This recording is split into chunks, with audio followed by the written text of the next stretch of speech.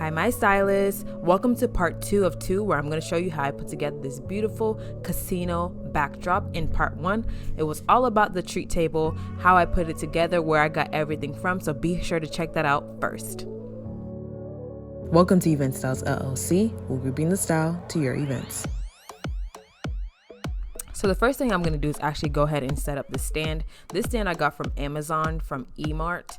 I'm going to have more information about how big it was and where I got it from, exactly what vendor I got it from, in the description box down below. So be sure to check that out. But basically what I'm doing, I'm just adjusting the sides to get it as high as I want it to and get it as wide as I would like it to be.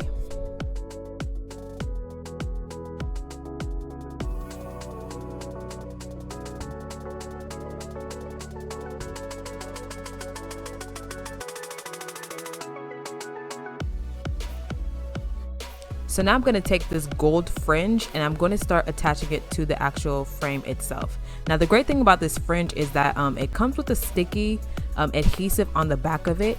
So I didn't have to use tape or anything like that. All I had to do was take the fringe itself and connect it directly onto the stand.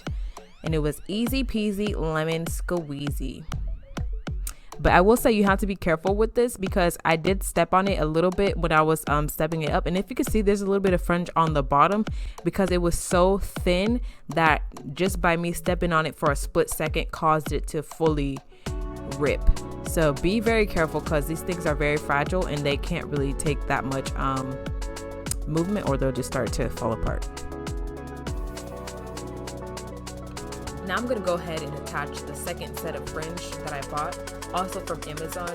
So just like with the other one, I'm actually not going to use any zip ties, any tape or anything like that to attach it to the stand because it is self-adhesive. So all I have to do is take out the paper backing from the fringe itself, peel it off, and attach it straight to the stand. Now I'm doing this because I did not like how thin the first set of fringe was, and I thought that a second layer would really help bring out the look and make it look nice and full. So the general rule of thumb is to always buy a little bit more than you think you need, because when it comes to fringe, it's not always as thick as it may be advertised, and in this case that is exactly what happened. But as you can see, it is a little bit longer than the first set of fringe, which is fine for now because all I have to do later on is just cut it off. Next, I'm going to go ahead and start blowing up the balloons. So what I'm doing is I'm going to create a spirally look. So that requires blowing up 2 different colors and tying them together at the base. You want to make sure that your balloons are circular and not oval. This makes sure that it doesn't have too much air in it, which will help the balloons last a lot longer versus when it's oval and at full capacity. This is stretching out the materials a lot more on the balloons, which will cause it to become more irritated and more likely to pop. So what I'm doing now, I'm just taking one red and one black and I'm just tying it together, making sure that I'm not overfilling them and that they are a shape that I like.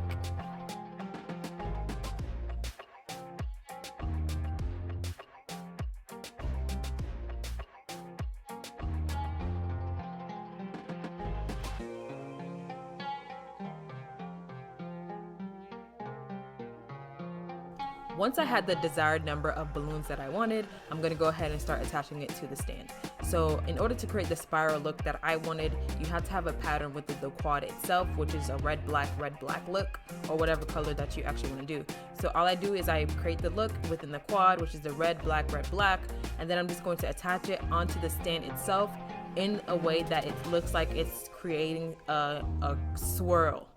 And another thing you want to use is a 260 balloon. You could use fishing wire, you could use balloon ribbon, but basically I'm using this to attach the balloons and really secure it to the stand itself. But you don't necessarily have to have that as long as you are wrapping it around the stand and doing so securely. The 260 or the balloon ribbon was really just a reinforcement.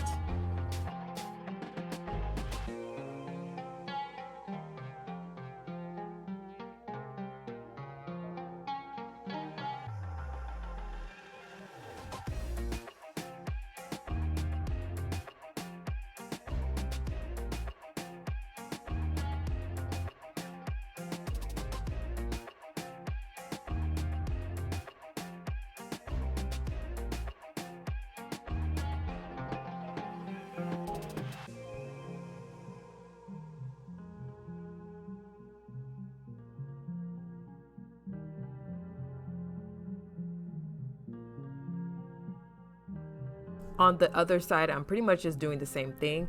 So I ran out of 260 balloons, which is the skinnier gray balloon that you see me holding. So I'm going to go in with some balloon ribbon. So again, I'm going to take my quads, which are 4 balloons, and I'm going to create the pattern, the red black pattern. That way, once I put it on the stand, I can create the spiral that I want to go for. So as you can see, it started a little bit on the bottom, but what I'm going to do is I'm going to take the quad that I just made, and I'm just going to position it to where the curve is continuing to get higher and higher. And it's really just that simple.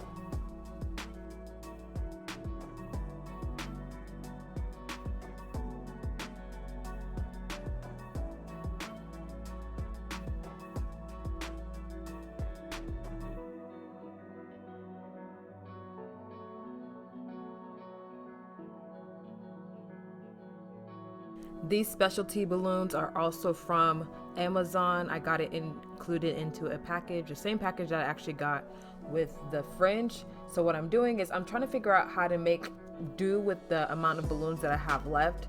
As you can see, the last 2 quads that I added before adding the specialty balloon to the top are not in the spiral pattern. They are quads, which are 4 balloons that are tied together. They're quads of the same exact color. So I decided to top out my columns with that. So again, I'm just going to take my specialty balloons, and I'm going to take the straw that it came with, and I'm going to insert that into my balloon pump, and then I'm just going to blow it up. The straw really makes sure that the air is going to go straight into the funnel of the balloon, and it helps the air become a lot more precise than just having the balloon being blown up on the balloon pump directly. So from now, all I'm going to do is attach my happy birthday sign, and I got these also from Amazon, and they spell out happy birthday, and they look like little cards, and they're super cute. So I'm just going to actually tie them using the string that it came with. I'm going to tie that to the stand to create the happy birthday sign.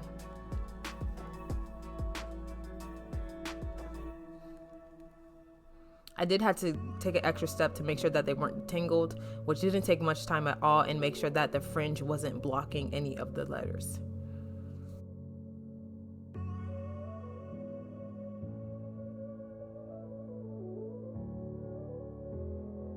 For the most part, I did the same exact thing for the other side, and I just attached the happy part of the happy birthday sign to the backdrop stand using the ribbon or the string that came with it, just like the other side, and I attached it like that. And guys, this is pretty much it. This was probably the most simple backdrop that I've ever done.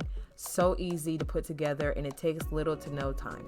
So this is the final look, guys. This is how the entire party came out.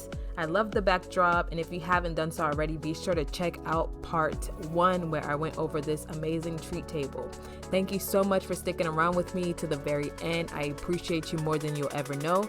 Be sure to like, comment, and subscribe, and stay tuned for more. Bye.